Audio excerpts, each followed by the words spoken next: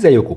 في الجزء اللي فات لو ما كنتش شفته اتكلمنا على جميع تفاصيل بيجو 3008، المميزات، العيوب، المحرك، ثبات العربيه، السيفتي، وسائل الامان، ومواصفات العربيه، وكمان امتى رشحها وامتى ما رشحهاش. فلو ما شفتش الجزء الاول بتاع بيجو 3008 انصحك تروح تشوفه. ودلوقتي يلا نبدا الجزء الثاني بتاع صالون ومساحه وشنطه وخامات بيجو 3008. يلا بينا.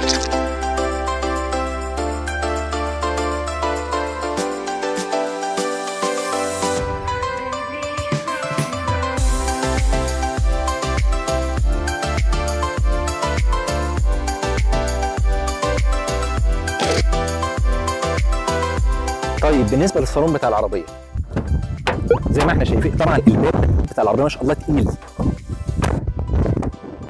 دخلة العربيه المساحه بتاع الدخول واسعه ممتازه. قولا واحدا جيد جدا، يعني طبعا جيد جدا. انا عامل الكرسي على مقاسي، فيعني ممكن كمان نرجعه ورا كده درجه كده. فالمساحه من جوه، المساحه الارضيه، مساحه الاقدام، العربيه دي على فكره يا اخوانا فيها ميزه مهمه جدا. ايه هي؟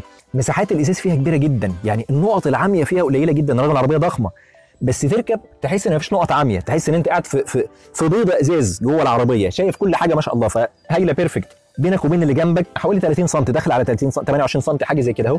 فمساحه كويسه جدا في العربيه. نبص بصه ورا.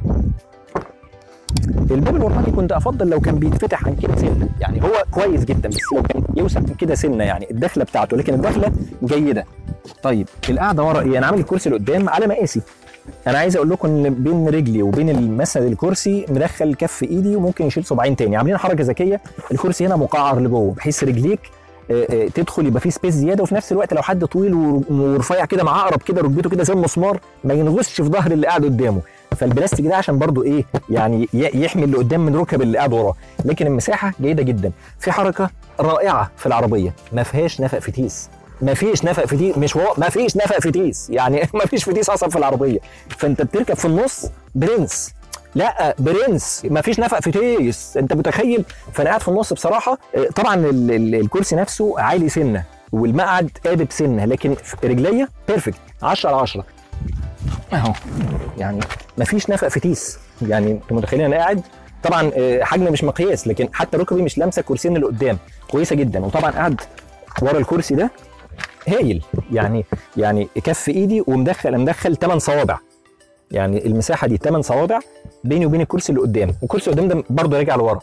اللاين روف بتاع العربيه كويس، يعني وانت بتركب او بتنزل مش محتاج توطي، يعني معقول جدا اهو. الا لو حد طويل، هو اللي ممكن يحتاج يوطي، مش دعوه بالجماعه بتوعه. طبعا العربيه فيها تكييف خلفي زي ما قلنا، ممكن تتحكم فيه تفتحه او تقفله. وفيها ثلاجه في النص بتشيل 3 ازايز 2 لتر. انت ممكن تقعد جوه الثلاجه اللي هنا، مش تحط فيها شوكولاتايه. الثلاجه هنا عميقه، يعني ممكن تحط لحمه هنا مثلا، لو انت ذابح ممكن تحط لحمه في الثلاجه اللي في النص. ضخمه جدا، عميقه جدا. فالمساحه كويسه. 3 مساند راس. البانوراما مدياك رؤيه، تحس ان العربيه دي انت محتاج تقعد فيها ورا مش قدام، من العظمه اللي انت حاسس بيها ورا، عظمه لله يعني.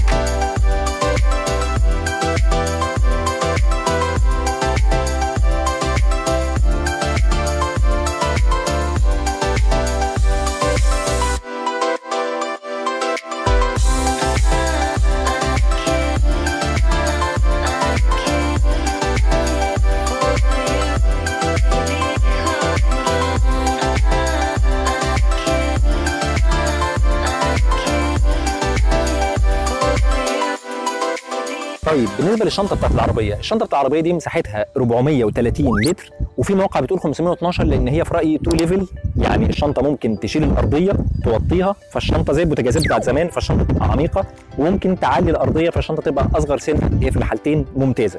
نبص بصه كده على الشنطه مع بعض، هي مش كهرباء، بمساعدين عادي زي ما انتم شايفين. مساحه الشنطه هنا بص، لا وعاملينه نيكل وبتاع شغل يعني. ده نقرب كده نبص، بص كده مع بعض. بص دي ارضيه الشنطه العاديه، دي مساحه الشنطه، ممكن تشيل دي كويس. وممكن لو احنا شايفين هنا في كده كذا ليفل، انا اطلع دي بس بره عشان نعرف نحكي مع بعض. هنا في مفصله اهي، دي ممكن تحط الارضيه هنا، وممكن تحطها هنا اهو في اللي تحت اهي.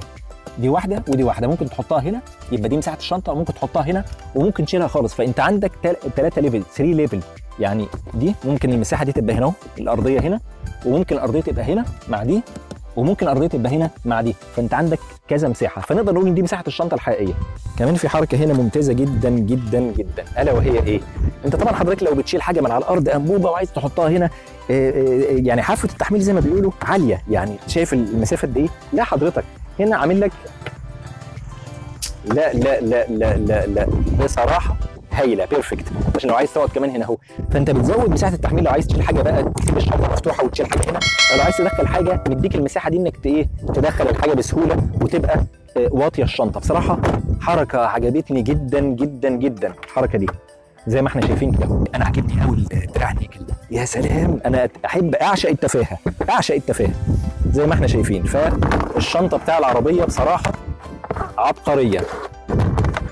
طبعا الرف ده ممكن يتشال خالص، معمول على 2 ليفل برضه، الرف ده نفسه ممكن تشيله من هنا، الرف اللي فوق ده ممكن تشيله خالص، مساحه التحميل تبقى اعلى كمان لفوق، فبصراحه ممتازه جدا. كمان هنا حاطين لحضرتك كشاف، والله بص كشاف اهو اهو، بص اهو كشاف ده بينور، وكشاف عادي لو انت بقى تخرج بيه، لو عايز تسرق مثلا، تفكر تسرق بنك او بتاع، فتبقى تاخده ايه ربنا يسهل لك، وفي نفس الوقت ينور لك في الشنطه كده. ده كشاف شحن اهو، هو بيتشحن اوتوماتيكالي من العربيه زي ما احنا شايفين هنا، عشان لو عايز تنيم المساند بتاعه الكنبه من هنا، تنيم مسند الكنبه عشان تدي سبيس طبعا 40 و 60%.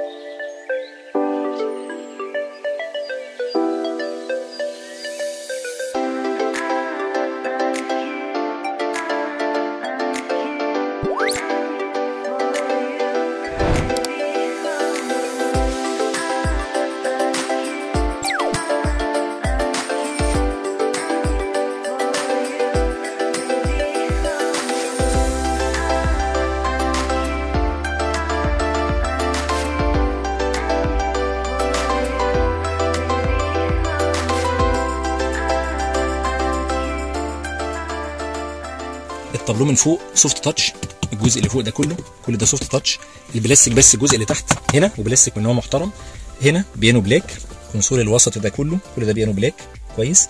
الماتيريال بتاع الطاره بتاعت العربيه ده جلد هنا تحت العراقه طبعا، والجزء ده بلاستيك، بس بلاستيك من نوع كويس، يعني الجزئيه اللي هنا دي بلاستيك طبعا مليانه نواكل العربيه زي ما انتم شايفين، والزراير كده عامل زي بتاعت الطياره، نواكل طبعا هنا في العدادات اهي. بالنسبه للباب الجزء الفوقاني ده يعني بلاستيك بس من نوع طري شويه، الجزء ده يعني هو ما تقدرش تقول ان هو جلد ولا سوفت تاتش قوي، الجزئيه اللي فوق دي ده بلاستيك بس من نوع كويس. هنا طبعا ده قماش، هنا ده مبطن، كل ده قماش، كل الارم ريست ده قماش، وتحت طبعا بلاستيك اقل شويه من اللي فوق، انما اللي فوق تحس انه سوفت تاتش يعني شويه. وطبعا الباب الثاني نفس القصه بالظبط. طبعا ده زرار بتاع البانوراما، بيفتح البانوراما دي، الازاز نفسه ما بيتفتحش، ده ما بيتفتحش، لكن الغطا نفسه الكفر بيتفتح ويتقفل بتاع البانوراما كويس. هنا دي التلاجة بتاعت العربية، الكونسول ده جواه التلاجة، تفتح كده بالجنب، مساحته يا اخوانا عميقة جدا جوه جدا، يعني انتوا مش متخيلين، يعني بصوا يعني ممكن يدخل ايدي بالكامل. ودي طبعا بتشتغل تلاجة وبتشتغل طبعا مع التكييف، طبعا التكييف هنا زي ما قلنا دول زون اليمين غير الشمال لو عايز تتحكم. العربية فيها طبعا بلوتوث، كاسيت فيه بلوتوث. هنا ده المالتي فانكشن بتاع العربية، بص ورا الطارة مكانه غريب جدا بس مع الوقت بتحفظه. طبعا هنا في بكرة، في زراير كده في الظهر اهو جنب المفتاح، ده المفتاح وده المالتي فانكشن، هتحفظه مع الوقت هتتعود يعني. هنا الناحيه الثانيه ده الكروز درايف ومثبت السرعه، مكانه برده غريب جدا، يعني تحس ان هم حاطينه في حته عشان ما حدش يشوفه اهو تحت الدراع بتاع النور اهو.